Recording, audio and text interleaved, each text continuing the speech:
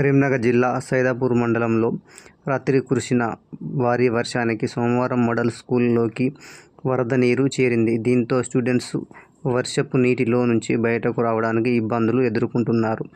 MEO, తహసీల్దార్ అక్కడికి చేరుకొని వరద పరిస్థితిని అంచనా వేస్తున్నారు. స్కూల్కి సెలవు ప్రకటించారు. స్టూడెంట్స్ను పేరెంట్స్ తమ ఇళ్లలోకి తీసుకెళ్తున్నారు. స్కూల్ నిర్మించినప్పటి నుండి ఇదే పరిస్థితి ఉందని అధికారులు వరదలు రాకుండా చర్యలు తీసుకోవాలని ఆవేదన వ్యక్తం చేస్తున్నారు. 10 సంవత్సరాల నిర్లక్ష్యం ప్రభుత్వాలు మాదస్తులు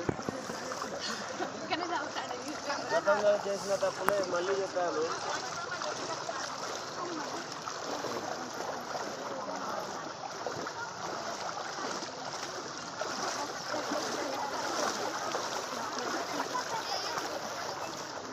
మొత్తం